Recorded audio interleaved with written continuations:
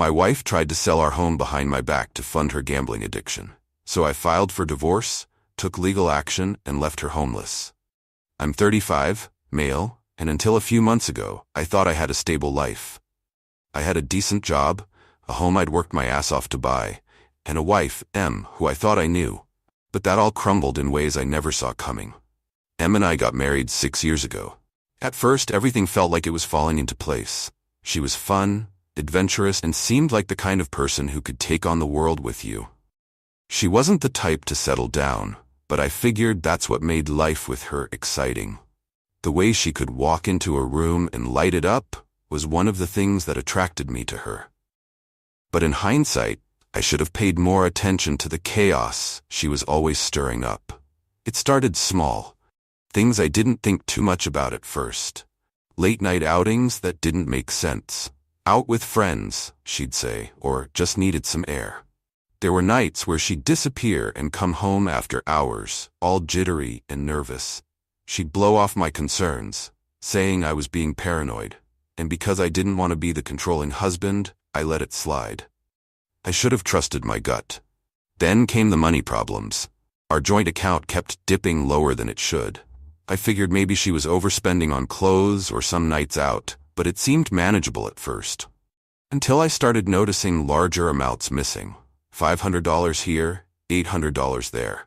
I brought it up, and she'd get defensive, saying, "I'm taking care of some things. Why do you need to track everything I spend?"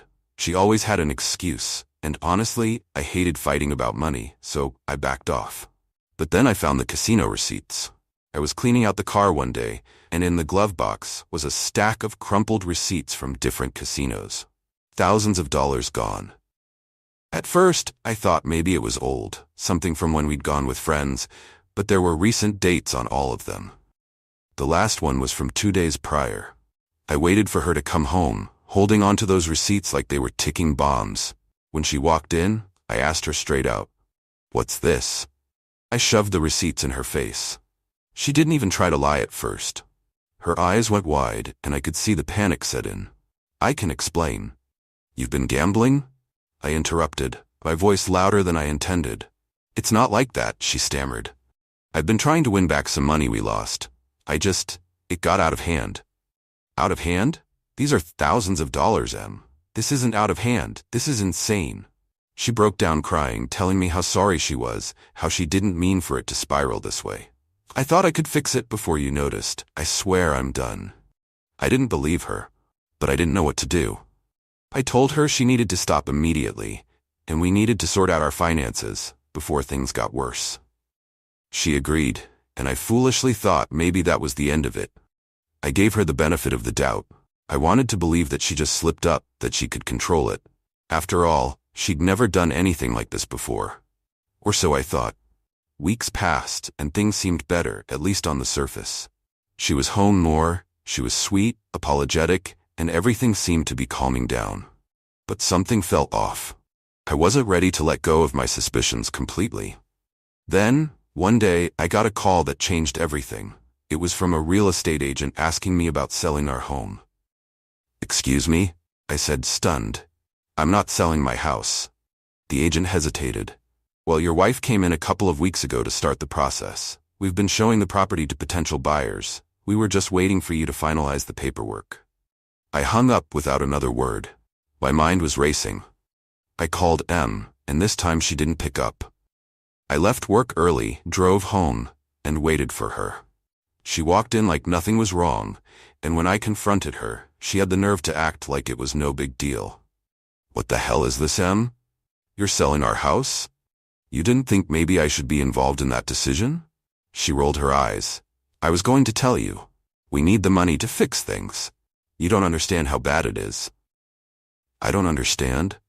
"You went behind my back to sell the home we worked for. The home I worked for, and you think that's okay? Just because you've buried us in debt with your gambling addiction?" "It's just a house," she said, crossing her arms. "We can get another one when things are better. I was trying to fix everything." That was the last straw. She didn't care about us. She cared about covering her tracks, cleaning up her mess without a single thought about the consequences for me. For us. For our future. I wasn't about to let her drag me down any further. I called a lawyer the next morning and filed for divorce. I also took steps to block the sale of the house, locking down everything I could legally to stop her from touching our assets. She didn't take it well. She showed up at my work one day, in the middle of the parking lot, bawling her eyes out in front of everyone. "Please, don't do this," she cried. "I'll lose everything. You can't just leave me with nothing. You're the one who's been lying, stealing, and trying to sell my home without telling me," I shot back. "You made your choices, Em. Now you'll have to live with the consequences." She tried the pity card next. "I'm sick, okay? I have a problem. You can't abandon me when I need help. What kind of person are you?" I didn't fall for it. I wasn't going to let her guilt me into staying. "I gave you a chance. You lied to my face again and again. You're not my problem anymore." After that, her tactics got even more desperate. She drained our joint account, maxing out every card we had access to.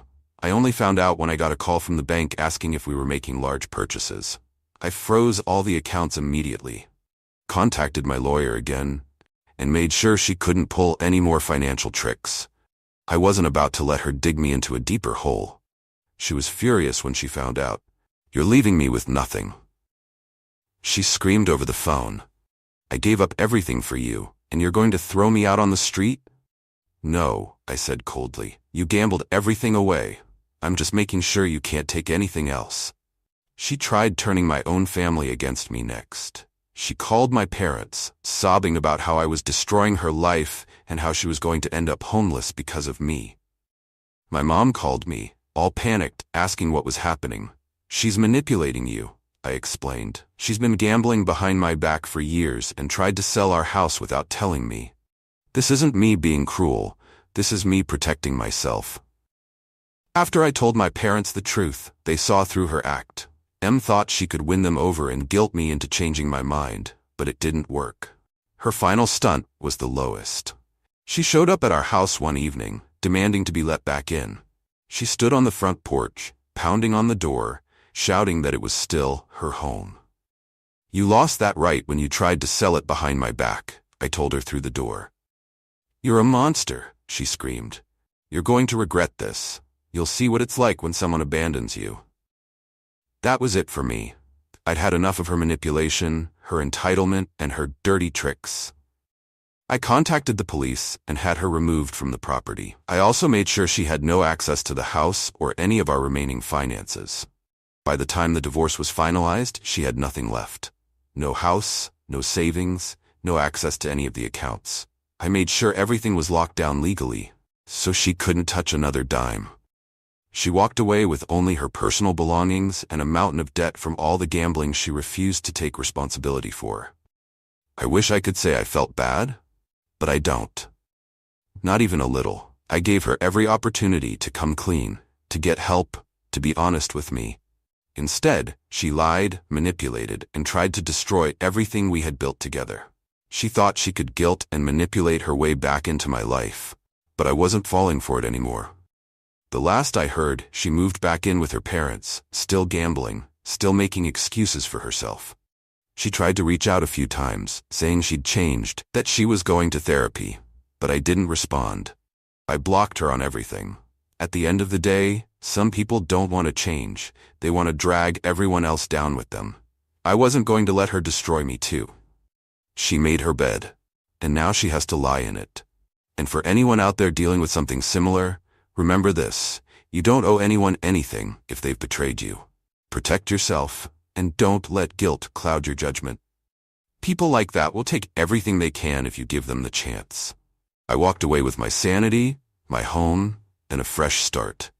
Em, on the other hand, got exactly what she deserved. Nothing. I've moved on now, but if there's one thing I've learned from all this, it's that you can never let someone else's problems become your own. If they're willing to destroy themselves, don't let them drag you down with them. And hey, if you ever find yourself in a situation where someone's trying to screw you over, just remember, you've got the power to walk away. And hit that subscribe button if you want to hear more crazy stories like this. Trust me, I've got plenty.